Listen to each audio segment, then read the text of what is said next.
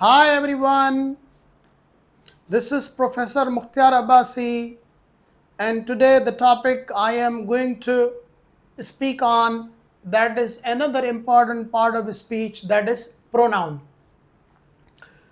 If you break the very word pronoun, you will come to know that it has two parts.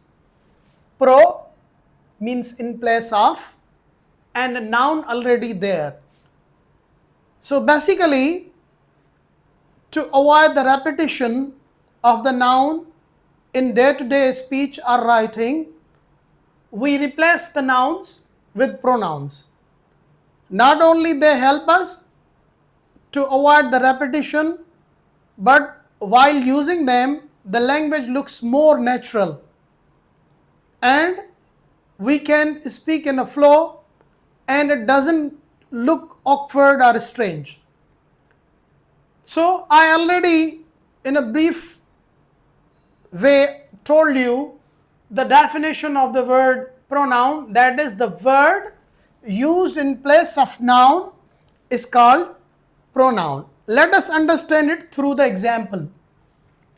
Khizr looked in the billfold and found it empty. Billfold means wallet, and in the sentence it is replaced by the word it.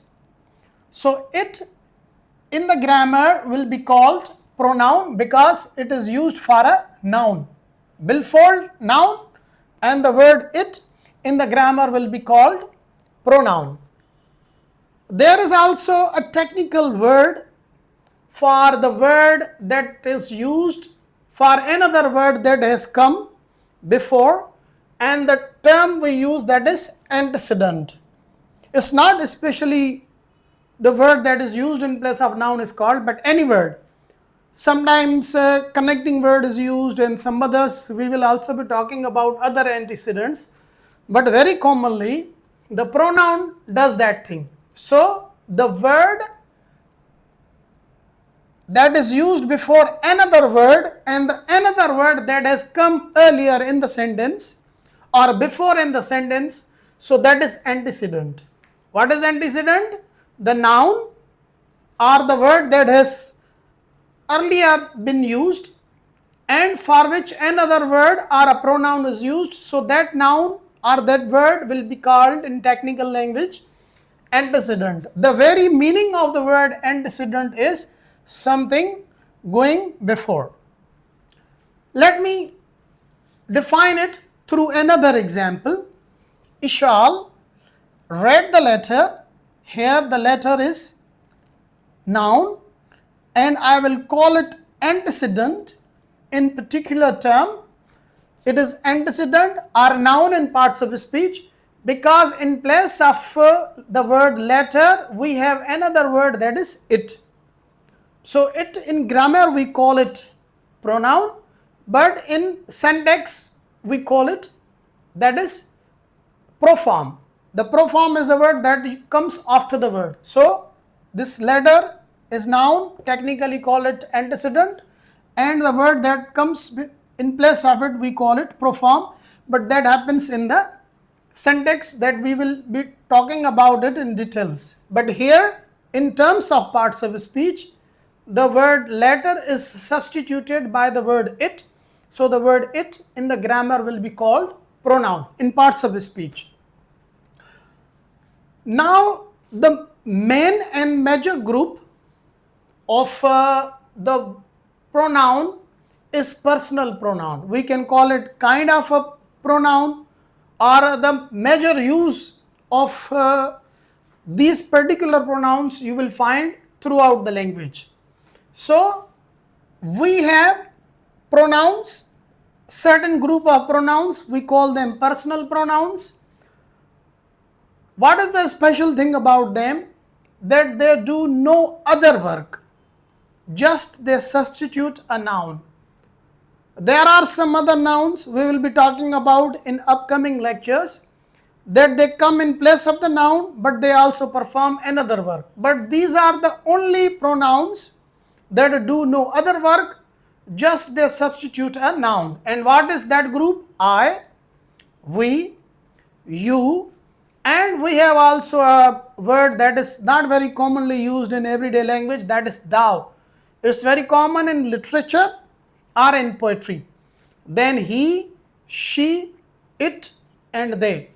If you count them, we have total number of the personal pronouns, that is 7. These 7 personal pronouns are further divided into different kinds, keeping in their use in the language. So we have divided them into 3 groups, that is first person pronoun, second person pronoun, and third person pronoun. What is the difference between these kinds of the pronoun? Let's discuss. The first person pronoun is the pronoun that is used in place of the person who is speaking. For example, right now I am speaking, so I won't call my name. I won't say Mukhtiar Abbasi is teaching you, but in place of my name I will use I am teaching you. So the word I is used in place of my name, and at present I am speaking.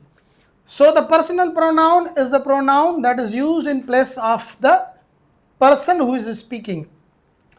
Sometimes when there is a group and in that group the speaker is also included, then the whole group is also called the personal pronoun, and that is actually we use the personal pronoun in plural form. I will be talking about what is singular and plural in my upcoming lectures. So that we have 2 first person pronouns, that is I and we. Let us understand it in examples. I'm busy today. Here I'm using this pronoun for my name. Don't bother me. And me is also used in place of my name. We warned him. Here I and plus some other persons. So we warned him. So that's why I'm using here we. Him is also pronoun, I'm going to talk about it. But he ignored us. So us and we in this sentence are first person pronouns. Then let's talk about the second person pronoun. The second person pronoun is the pronoun who is spoken to, or who is addressed, or who is speaker's audience. So what are the examples of second person pronoun? Only you and its synonym, that is thou. But once again I remind you that it is common in poetry and literature. Let us understand it through the examples. Sentence number 1 is, you damn care what he says. Here we are using you in place of the person we are addressing at the moment. We are talking to, because the person who is spoken to is actually called the second person. No one questions your integrity. Here your means the person I'm talking to. Right now I'm talking to you and I'm saying your integrity. So your is actually here is the pronoun that comes in place of the person we are speaking to. Then the third kind of the personal pronoun is third person pronoun. What is the third person pronoun? The person spoken about. Means sometimes 2 persons have a chat or they have a conversation and they talk about some other person. So that some other person, if we substitute it with any pronoun, that pronoun will be called third person pronoun. Or that may be a single person. If they are more than single persons, then everyone else that is talked about. We are not talking to them, but we are talking about them. So all the pronouns we talk about, not talk to, these types of pronouns we call the third person pronouns. And what are the examples of third person pronouns? He, she, it, and they. So first person pronoun, the person who speaks. Second person pronoun, the person is spoken to. And the third person pronoun, the person spoken about. Please note that I have only written here the examples of The first person pronoun as subjective cases, like I and we is a subjective case, he, she, it, they are subjective case, you subjective and objective case are same.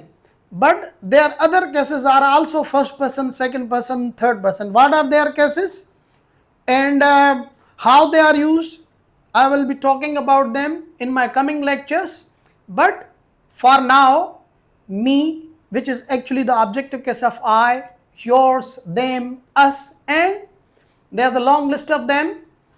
So they are also called first person, second person, or third person. We will have to determine whether they are the objective case of first person, second, and third person before deciding about them.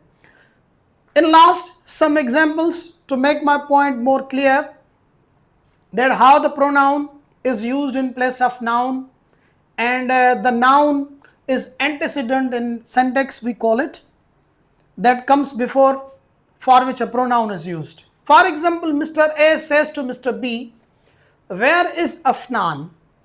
Where is Afnan? Here Afnan is a noun, and Mr. B says she. Here she is used in place of Afnan, and you can say Mr. A and Mr. B are talking with each other, and now they are talking about Afnan, that is third person. So that's why they substituted it with she. She is at library. Example number 2. So here it is singular. That's why Afnan is singular. We use she. And in pronouns there is also singular and plural. That will be my next lecture. Mr. and Mrs. Gates. Here Mr. and Mrs. Gates are two persons, are busy. They. Here you can see that in place of Mr. and Mrs. Gates, I have used the word they because they are plural. And once again I remind you, we will talk about them later. They won't come today. So here the word they substitutes Mr. and Mrs. Gates. And again we are talking about them, we are not talking to them. That's why we are using third person pronouns. The judge informed the twins. Here twins means two siblings born at the same time with a little difference of time, maybe. So the judge informed the twins that they had won. Again the word they is used in place of twins, and the word twins here is actually third person. Let me remind you here that noun is always third person unless it is vocative case. So what is vocative case? We will also talk about it. So noun is always third person, and when we talk about some noun, it is always substituted with the third person pronoun. I hope you learned and understood my today's topic, but still if you have any confusion and you want ask question to clear your confusions, please ask me in the description below. I am also giving the detailed description of this video. Until my next lecture, bye bye.